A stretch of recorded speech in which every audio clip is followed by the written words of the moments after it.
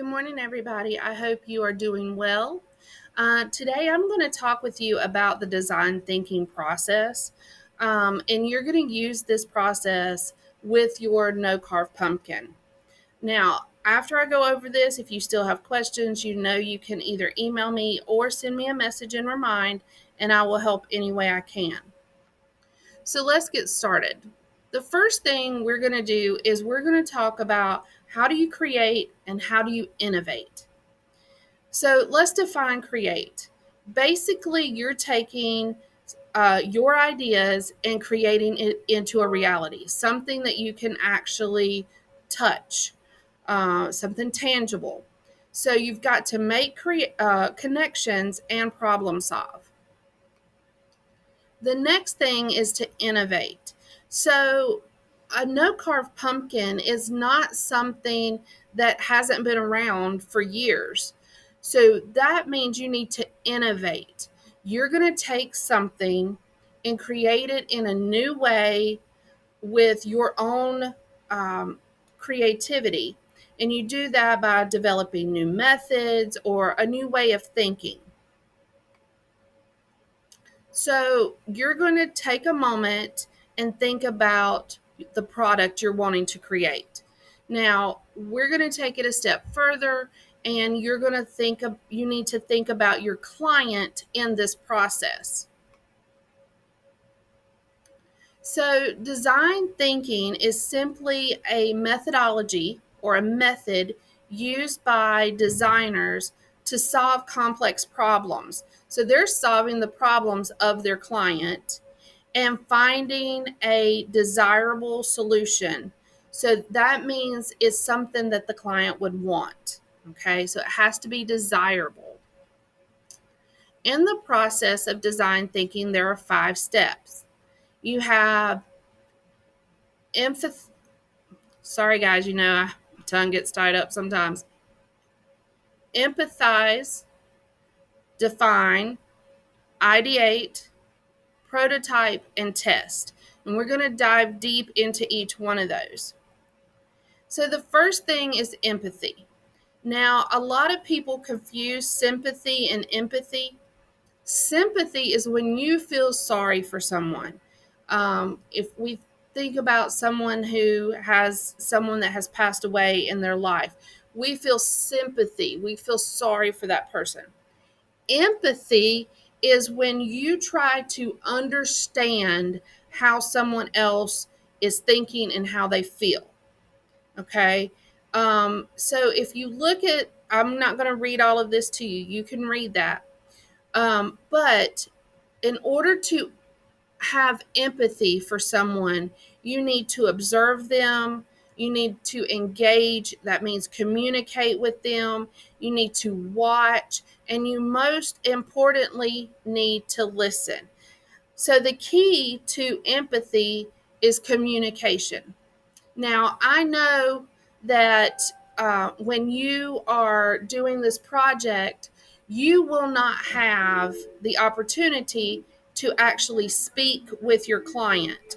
You are reading a synopsis of your client and trying to figure out how they think and how they feel about something. However, you can always ask me questions as I will be the client for each one of those scenarios.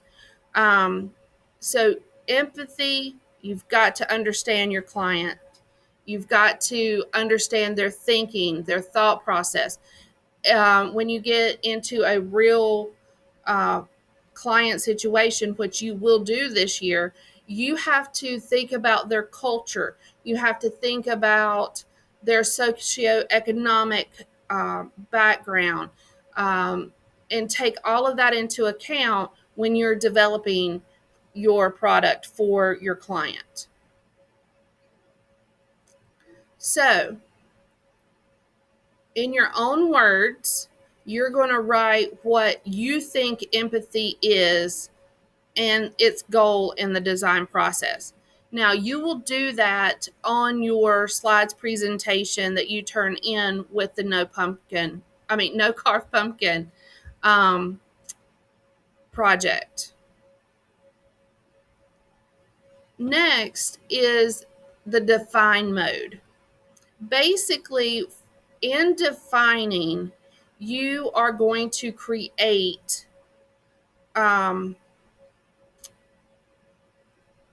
focus and clarity. So, in other words, this is where you are framing the question, the problem that you need to solve. So, what you're doing is putting it in the form of a question. And then, if you were meeting with a real client, then you would ask them questions. So, when you're meeting with a client, and this is not just for interior design, this is any type of field where you have to meet with a client, when they talk to you, you need to ask them questions. Okay? Because a lot of times what they are saying and what you're hearing are not the same thing. They might use the wrong terminology. They might use, I'm thinking of in the salon when someone says that they're wanting highlights, and when you're talking with them and figuring it all out, you find out that that's not what they want at all, that they're wanting more of a low light. And they're just using the words incorrectly. You will find that a lot in any type of client-based profession.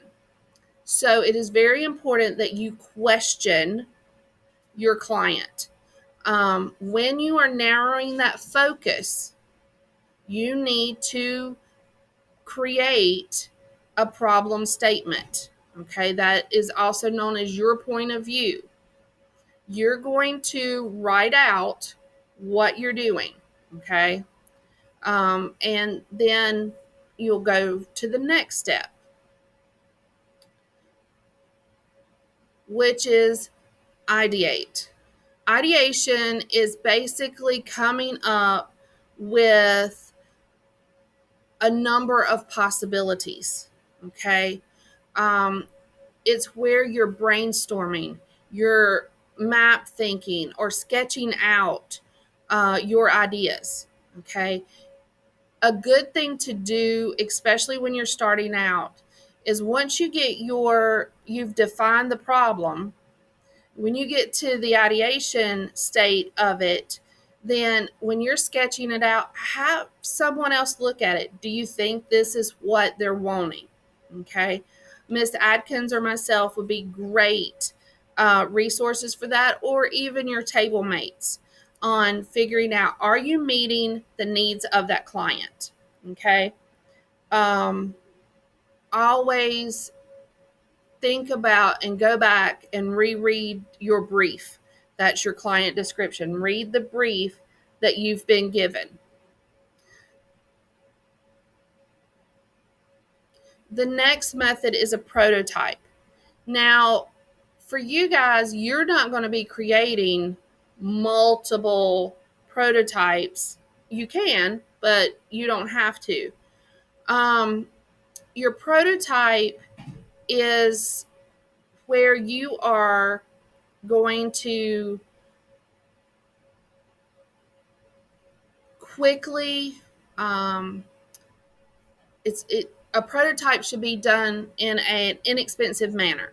So for you guys, your prototype may actually be completed on a piece of construction paper, or on a balled up piece of construction paper for that matter. Basically, it's where you're going to apply what you think you need to do to a product. Okay. It should be a way to start a conversation with the client. Is this what you're thinking of? Design boards, those are great prototypes as well. That way you can pull out what you're thinking. The client can look at it and go, well, I like this piece, or I like this piece. I'm not crazy about this. Opens up that conversation. Okay. So your prototypes can be done on a piece of paper where you're sketching it out. You can use markers or crayons or whatever. Don't necessarily need paint for that. But it's where you put all of your brainstorming ideas that you did in the ideate step or of the process. Now you're going to put it into a prototype where you're actually sketching it completely out with color, with design. Okay. And then the last step is the test mode. And the test mode is where you're actually going to have the real life scenario. It's the reveal. Okay. Now, sometimes when you do your reveal, your client will say, oh, that's not what I wanted, and you have to go back and redo. All right. That is the reason it is important, if you were meeting with the client, that you have multiple prototypes or backups. So when you have your design board and they say, well, I don't really like that particular color or that particular design, you can pull something out and say, well, here is an alternative. Okay. So for your test mode, this is, again, you're asking yourself why. And is the focus exactly what the client wanted? Are you meeting their needs? Okay. Sometimes that's a no and you need to start over. Okay. And the important thing on this whole slide is right here where it says show, don't tell. You're not just telling the client, you're actually showing them a visual representation of what you're doing. Okay. And that will be your final product for this particular no carve pumpkin process. Now, this activity that they have here, will do with your table groups. This is just a way of getting you thinking. Basically, you're going to think about student parking, and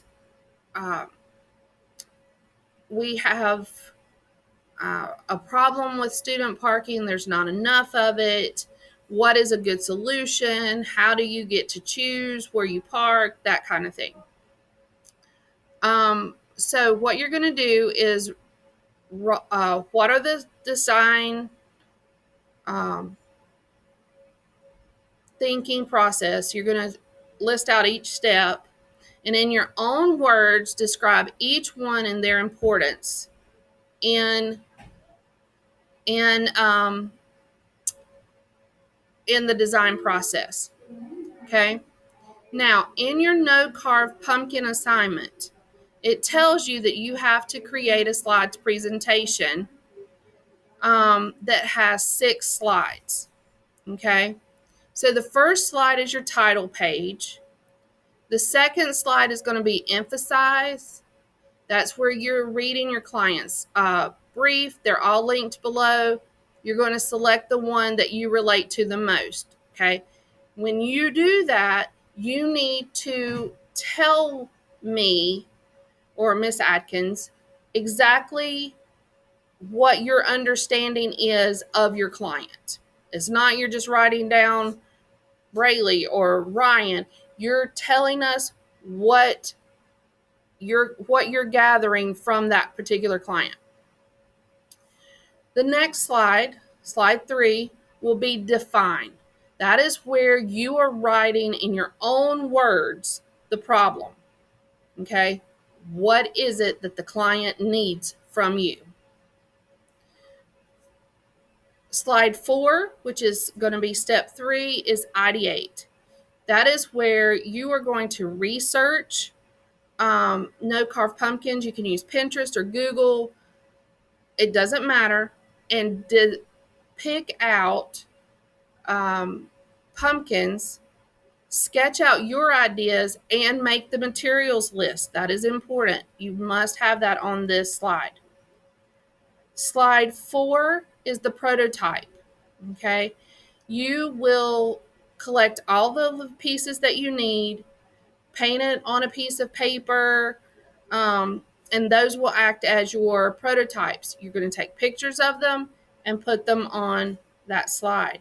And then the last slide is the test. That is the tangible item, the actual pumpkin. You're going to do not spend more than $5 on this. You're going to reflect on your design. How did it solve the problem? How did it meet the client's needs? And you're going to basically sell us on how your product, your test, actually meets the client's needs. Okay, so it's not just creating the pumpkin, you've got to explain to us how it met their needs. All right, you will submit the presentation on this Canvas page, and then your final pumpkin you will bring in to class on Friday. Now, I will be there this afternoon around 4:30. I have paint. If you have your pumpkin and you want to be at the school, I will be there to help you with this product.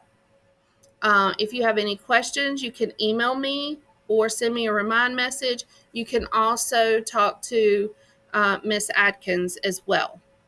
I hope you guys are doing well, and I will see you soon.